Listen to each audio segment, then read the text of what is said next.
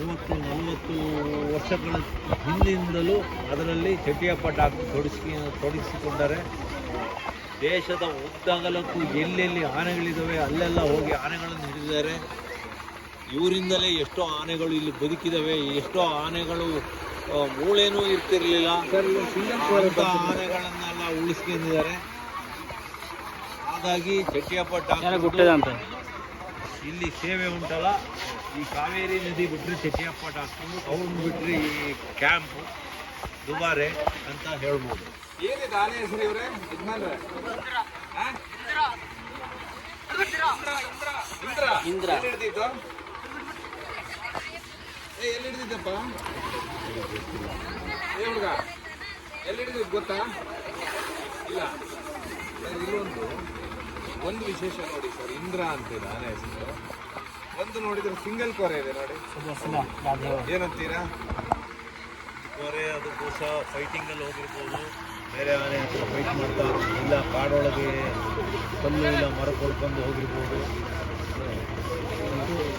ಒಂಟಿ ಕೋರೆ. ಅದು ಇನ್ನೊಂದು ಕೋರೆನೂ ಅದು ಇದೇ ರೀತಿ ಇದ್ದರೆ ಇದೊಂದು ದಸರಾ ಆನೆದ ಆಕರ್ಷಣೆ ಆಗ್ತಿತ್ತು. ಇಷ್ಟು ಸುಂದರವಾದ ಕೋರೆಗಳು ಇರೋದು ಆನೆಗಳಿಗೆ ಕಡಿಮೆ. ಕೋರೆ ಬೆಳೆಯುವುದಿಲ್ಲ. ಆನೆ ಕೋರೆಗಳು ಒಂದು ವರ್ಷದಲ್ಲಿ 6-7 ಇಂಚು ಉದ್ದ ಬೆಳೀತವೆ. ಆದರೆ ಆನೆಗಳು ಅವುಗಳ ಕೋರೆಗಳನ್ನ ಕಲ್ಲಿಗೋ ಇಲ್ಲ ಮರಕ್ಕೆ ತಿಕ್ಕಿ ಬಿಳಿ ಮಾಡಿ ಮತ್ತು ಚೂಪು ಮಾಡಿಕೊಂಡು ಮಾಡೋದ್ರಿಂದ ಆನೆಗಳು ಕೋರೆಗಳು ಸವಿತಾ ಇರ್ತವೆ, ಹೊಸ ಸೌದರ್ತಾ ಇರ್ತವೆ. ಆನೆಗಳು ಅವುಗಳ ಬಿಳಿ ಕೋರೆಗಳನ್ನು ಮುಟ್ಟಿ ನೋಡ್ಕೊಂಡು ಹೆಮ್ಮೆ ಪಡ್ತವೆ.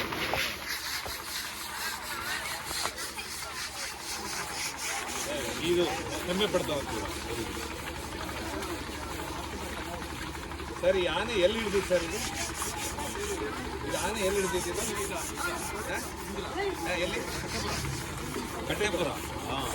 ಇದು ನಮ್ಮ ಹೇಮಾವತಿ ನದಿ ಬಾರ್ಡ್ರಲ್ಲಿರೋ ಕಟ್ಟೇಪುರದಲ್ಲಿ ಹಿಡಿದಿದ್ದು. ಅಂದರೆ ಹಾಸನ ಮತ್ತು ಕೊಡಗು ಮಧ್ಯಭಾಗದಲ್ಲಿ. ಹೌದು. ಆ ಕಟ್ಟೇಪುರ ಉಂಟಲ್ಲ, ಅದೊಂದು ಆನೆದೇ ಒಂದು ಜಾಗ ಅಂತ ಹೇಳ್ಬೋದು. ಯಾಕೆಂದರೆ ಈ ಹಿಂದೆ ಗಜೇಂದ್ರ ಇರ್ಬೋದು, ಹಲವಾರು ಚಿಕ್ಕದ ಆನೆಗಳನ್ನು ಕಟ್ಟೇಪುರದಲ್ಲೇ ಸಾವಿರಾರು ಲಕ್ಷಾಂತರ ವರ್ಷದ ಹಿಂದೆ ಏನು ಈ ಕಾವೇರಿ ನದಿ ಇದೆ, ಈ ಕಾವೇರಿ ನದಿಯ ಉಪನದಿ ಅಂದರೆ ಕಾವೇರಿಯ ತಂಗಿ ಹೇಮಾವತಿ ನದಿ ಲಕ್ಷಾಂತರ ವರ್ಷದಿಂದ ಒಂದು ದೊಡ್ಡ ಬೆಟ್ಟವನ್ನೇ ಕರೆದು 2 ಭಾಗ ಮಾಡ್ತದೆ. ಆ ನದಿಯ ಬಲದಂಡೆನೇ ಕಟ್ಟೇಪುರ, ಎಡದಂಡೆ ದೊಡ್ಡ ಬೆಟ್ಟ ಅಂತ. ದೊಡ್ಡ ಬೆಟ್ಟದಲ್ಲಿ ತುಂಬ ಆನೆ ಹಿಡಿಯಿತು. ಅದು ಸಕಲೇಶ್ವರ ತಾಲೂಕಿಗೆ ಸೇರುತ್ತೆ. ಮಧ್ಯದಲ್ಲಿ ಬಾರ್ಡ್ರು ಹೇಮಾವತಿ ನದಿನೇ ಬಾರ್ಡ್ರು. ಮುಂದೆ ಹೇಮಾವತಿ ನದಿ ಈ ಕಾವೇರಿ ನದಿಗೆ ಸೇರ್ಕೊಂಡು ಆಮೇಲೆ ಬಂಗಾಳಕೊಲ್ಲಿ ಸೇರ್ತದೆ. ಸರ್ ಇದು ಇಲ್ಲೇ ಹುಟ್ಟಿಲ್ಲ, ಇದು ಇಲ್ಲಿ ಹುಟ್ಟಿರೋ ಆನೆ.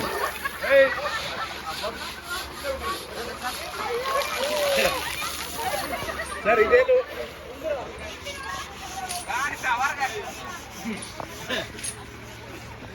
ಅದು ಹಿಡಿದೆ, ಅದಲ್ಲೇ ಇಲ್ಲಿ ಹುಟ್ಟಿದಾನೆ ಅದು.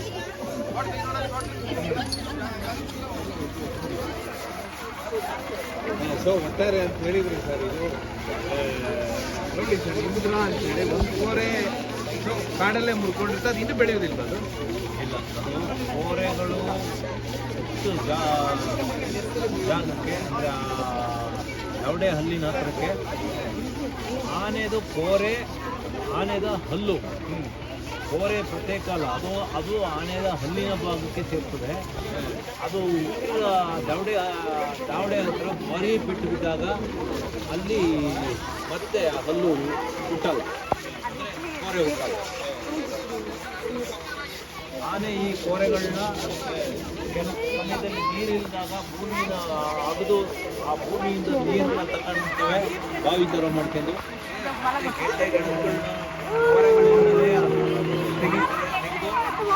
ತೆಗಿ ಗುಬ್ಬಿಗೆ ಉಪಯೋಗಿಸ್ಕೊಳ್ತದೆ. ಮತ್ತು ಬೇಸಿಗೆ ಸಮಯದಲ್ಲಿ ನೀರು ಕಡಿಮೆ ಇದ್ದಾಗ ಬಾಯಾರಿಕೆ ಮರದ ಸಿಪ್ಪೆಗಳು ನೀರನ್ನು ಪಡ್ಕೊಳ್ತವೆ. ಆ ಸಮಯದಲ್ಲಿ ಮರದ ಸಿಪ್ಪೆ ತೆಗೆಯಕ್ಕಾಗಿ ಕೋರೆಗಳನ್ನು ಉಪಯೋಗಿಸ್ಕೊಳ್ತವೆ ಮತ್ತು ರಕ್ಷಣೆಗೆ ಉಪಯೋಗಿಸುವಂಥವೆ. ಅಷ್ಟೇ ಅಲ್ಲ, ಆನೆಯ ಕೋರೆಗಳು ನೋಡಿ ಆನೆಗಳು ಆಕರ್ಷಿತ ಆಗುತ್ತವೆ. ಹೀಗೆ ಆನೆಗಳು ಕೋರೆ ಹಲವಾರು ಇದಕ್ಕೆ ಉಪಯೋಗಿಸ್ತಾರೆ.